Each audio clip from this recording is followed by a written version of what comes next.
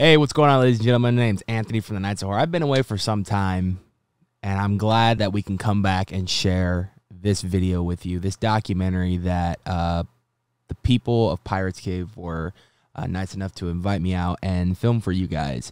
As you guys know, Pirates Cave has been featured on the channel since 2019. We were invited out to go check out their haunt for the first time ever in 2019, and we were blown away by what they put on for a home haunt.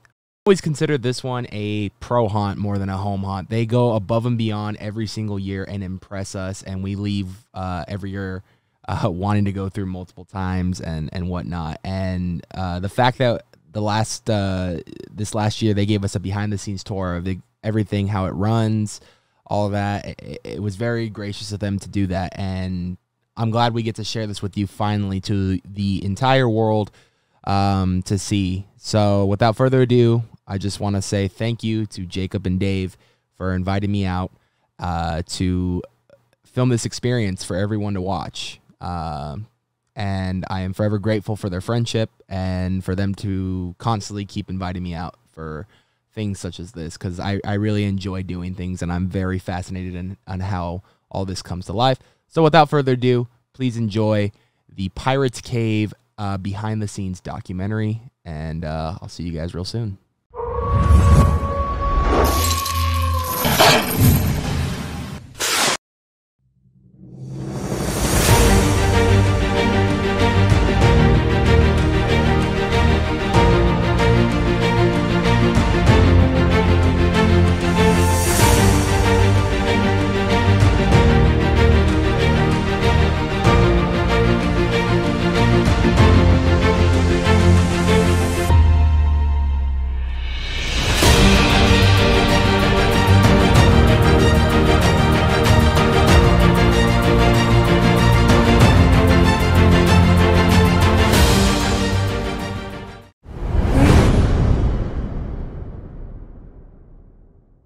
Hey, and we're excited to have Nights of Horror with us today to give you a behind-the-scenes tour. This year was our largest and most expensive build ever. It's 3 times the size as our previous walkthrough 2 years ago. And we get excited about our tech and our elevator and all the things that we brought to the table this year, and we want to show it off to you. So here we go.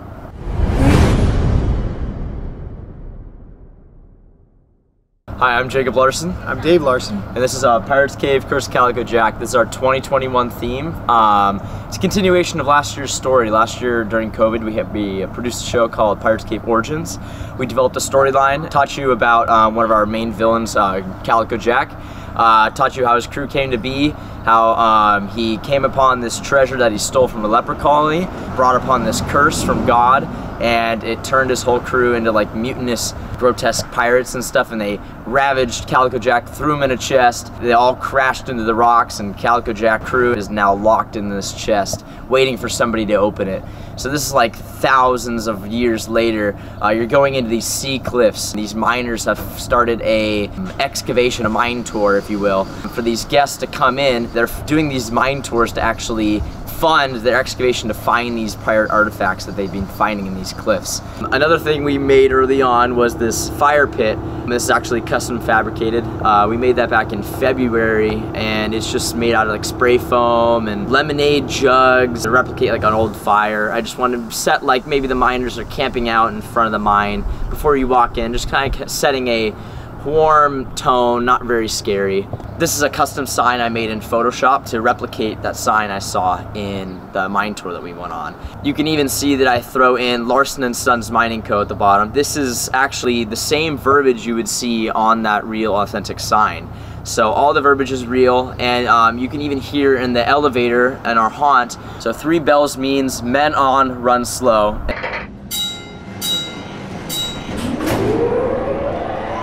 Right when you walk in the haunt, this is the first thing you see. It's kind of the narrative I wanted to tell. This is where our captain of the chest used to sit in 2019. So we had this empty space, and I'm like, what could we put here? So I found all these antique tools from my great-grandmother's property in Awanga, and I thought it'd be a cool place to like, where the miners would throw their tools before they head out of the mine. So this is kind of like the storage bin for the tools.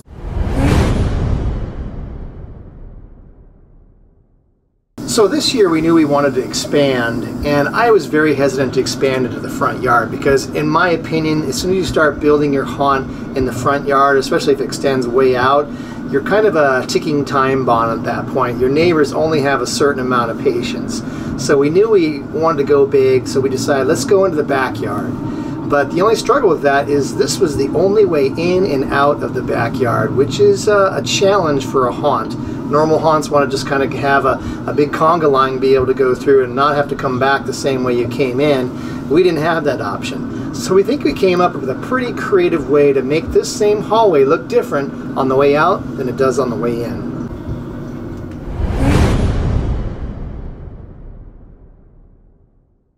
This is our tech board. We have one big show controller that controls both our show sequences in the backyard. We use a Peekaboo Flex Max from Fright Props. So we have our DMX branch, which actually splits off separate channels of our DMX. With our DMX branch, we can control Dmx Lights, fog machines, and media players. So we have our amplifiers also, which control our audio in the backyard for our elevator and our excavation room. We have our dimmer box, which controls a lot of the dimming embers you see on the way out of the mine and the light you see inside of the elevator that's swinging above your head. I programmed this show controller via my computer, so I can actually have my computer set up in the excavation room, and that's how we programmed a lot of those DMX lights in that room. We can also program all of our show sequences, so we can control the elevator moving up and down, left and right, and we can also control all of our media players via the computer to go to the show controller.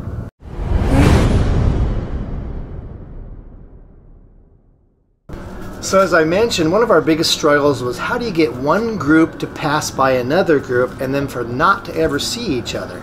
Well, our solution is we want to confine them into an elevator. So that's what happens. The incoming group gets into this elevator, and then the exiting group passes by them after we shut this door on them. So I did the audio design for the elevator. This is something I started doing early on. I got a lot of my references from Tower of Terror that you see at Disneyland in Orlando, and just mine shaft elevators from real mine shafts, just listening to the audio and physically designing it. I edited it all in Premiere, just doing lots of kind of creaky elevator sounds as well as engine sound effects. Is when you crash at the end. I actually took some sound effects from Tower of Terror so you can actually listen in for that reference.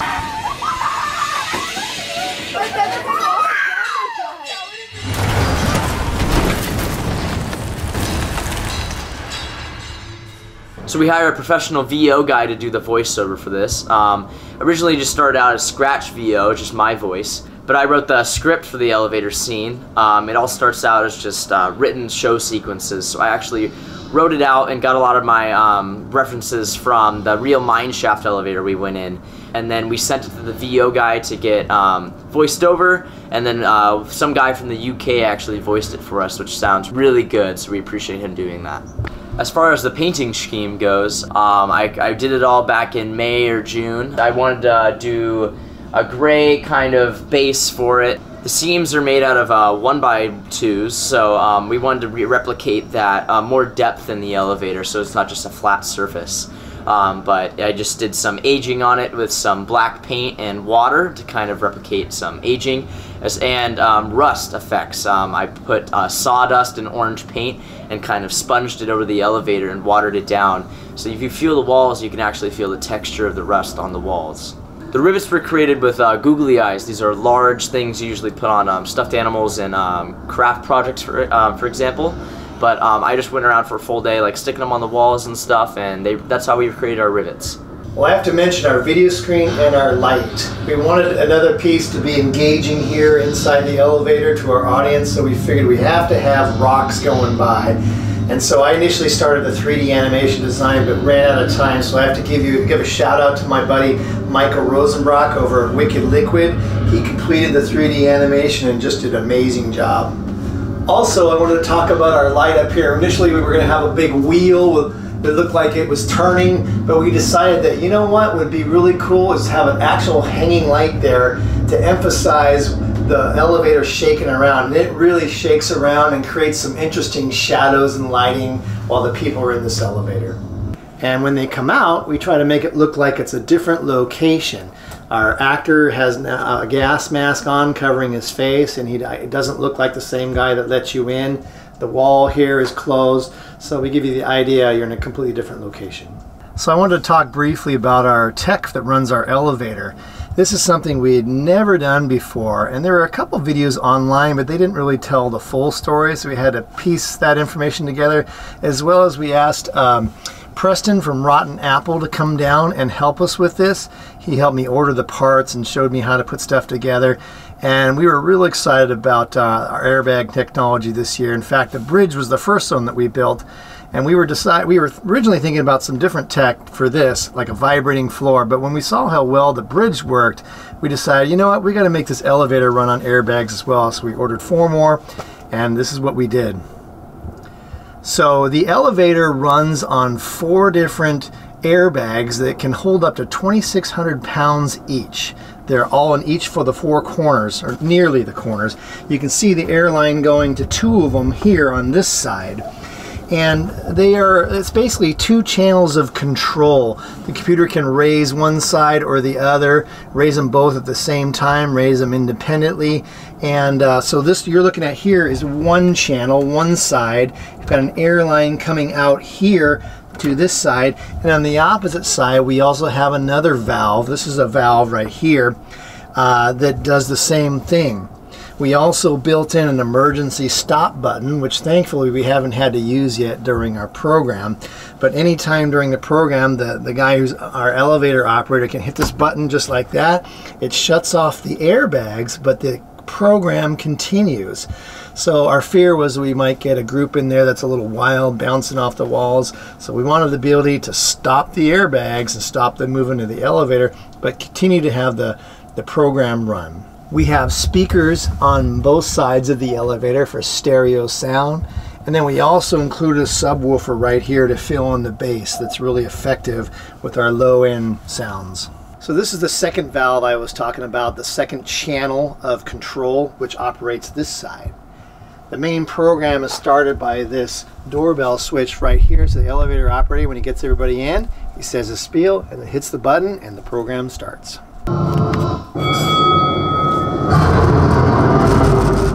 And this is how we display our video inside the elevator. It's just a simple monitor we found used on Craigslist and built a framing for it, and we have it sitting on a shelf, and it's been great. We have to protect it from the rain with some plastic, but thankfully so far it hasn't gotten too wet and it just keeps running.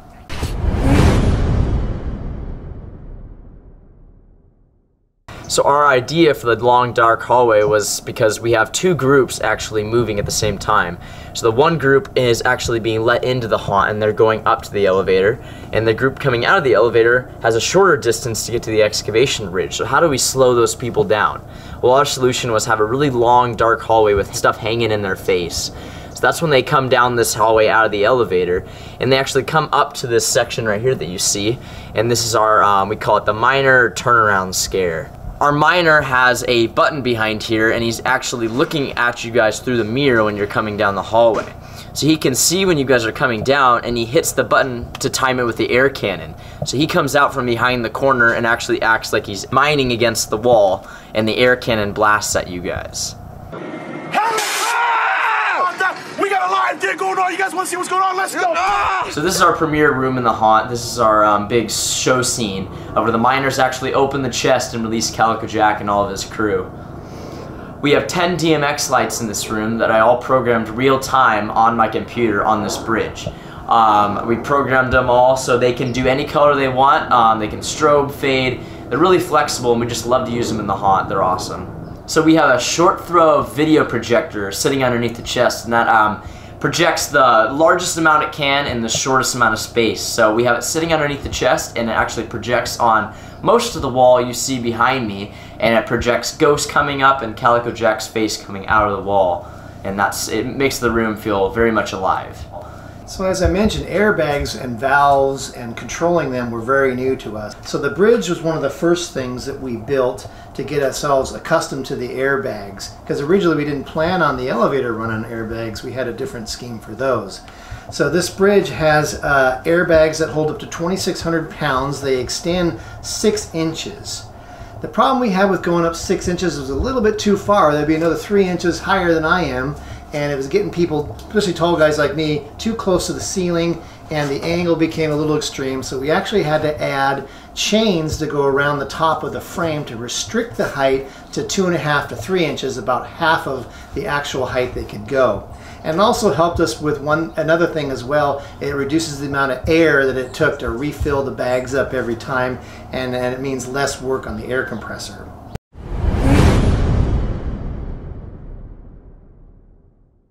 So after the pirates are released, you come out of this room, and this is one of the victims of one of the pirates right here. So we have these long black tubes right here. It helps us disperse the fog evenly over a large area. We have one right here, and then we have one in the main shaft in our side yard. So how we actually save money on wood and paneling is the haunt wraps up against 4 sides of our house. So right here is the actual house stucco you see right here. So how we cover up our windows, house windows and all that, is we put up wood paneling over it. So we just attach it from our wood up top and just hang it over the window so you can't see the house windows at all.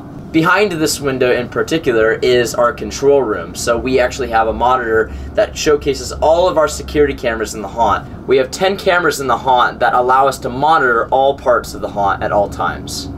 So inside this box is another one of our air cannons, and it's actually controlled by my wife, who's sitting in the main control room where all the cameras are. It gives her a little bit of entertainment while she's working.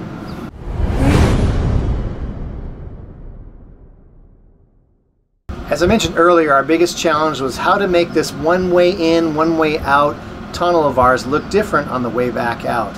And we came up with an idea that we're going to design the back sides of our mine shaft columns to look like they were burnt and the whole mine was on fire. So when you leave our excavation room, there's an emergency, the mine is collapsing, it's on fire. So we have our fire lights up high in this hallway, and then you turn this corner and that's when you get the real surprise. When we would show this mine shaft hallway to our friends during the day, we would make sure we'd walk them down. We wouldn't mention how it was designed on the back sides, and they never noticed. It wasn't until we get them to the end of this hallway about where I'm standing, we'd have them turn around and they would see what we did, and they would say, "That is very cool, I didn't see that." So these are our button activated scares. Halloween Horror Nights does these a lot. They have a light cue and an audio cue, and the button is pressed by an actor. So they pop out and they scare the audience with a sound effect in the light. It's very effective, so we love to do these ones. So in this room in particular, this is actually my sister's room in the house. So I had to pay her 70 bucks to have somebody scare in there.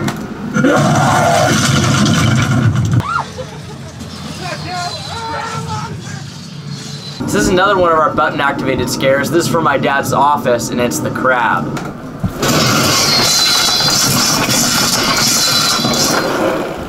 So right now we're inside the Creative Commotion Studios / crab scare room.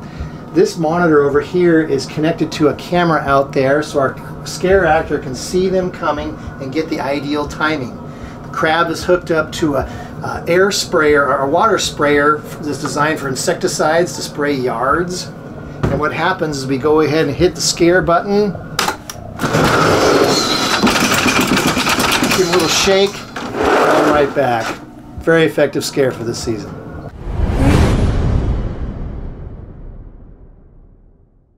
So this is our famous octopus room returning from 2019. Not a whole lot of difference in here other than we added Calico Jack voiceover in this scene. But it's all a mess right now, but basically how it works is the octopus starts at the very back of the room. We have an actor underneath the laser swamp that we've got. He pushes it forward. The arms raise up like this. And right when it gets to the end, our audio cue makes it sound like the octopus is attacking the bridge and then the people on it. And we've got air whips that turn on, as well as they get sprayed with a little bit of water. Lots of yells and screams come from this room.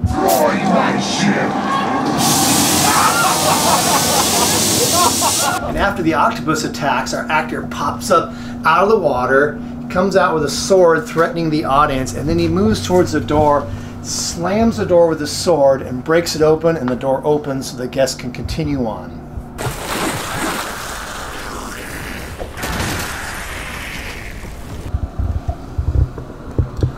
So this is our squishy bridge we made in 2018.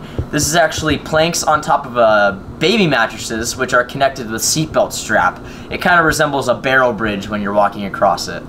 What we have here is a mag lock. So this actually prohibits the guests from going into the next room. So when we stop sending it power with the show controller, the door opens up and allows the guests to go into the next room.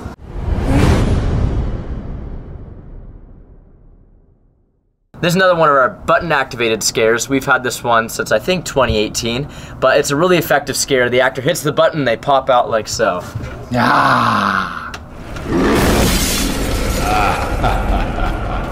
This is one of our favorite low-tech effects at any haunt, honestly, is the Vortex Tunnel. It doesn't look good during the daytime, but it's basically just a really cool effect because the walls don't really have to be any detail at all. They're just painted black, and it's the Vortex Tunnel, so we can have our actor pop out from behind it and you can't see him at all.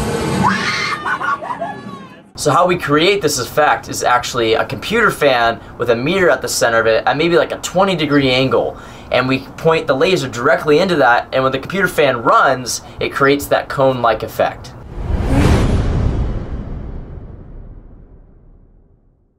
So this was one of our unexpected expenses this year. Bruce from Reign of Terror helped us make this purchase. He explained to us that you guys built the most air-intensive props you could ever think of building, being an elevator and a dropping bridge all running on airbags. So luckily we discovered pretty soon that our old air compressor couldn't handle it, and it burned up pretty quickly. So Bruce suggested that we get this air compressor. It was over $1,000 and it's taller than I am, but it really has done the trick and has run relentlessly throughout this season. So this is my studio.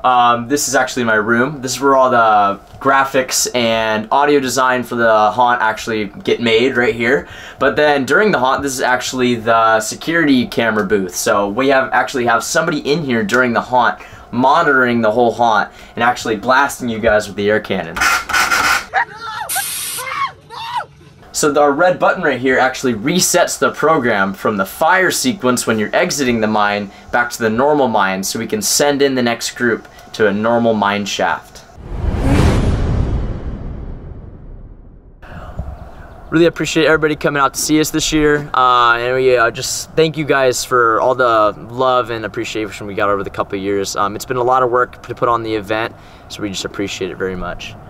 And we want to say thank you for Anthony of Nights of Horror for coming out and documenting this event for us and all the work that he does. Until next year, we'll see you back at the Pirates Cave Haunt.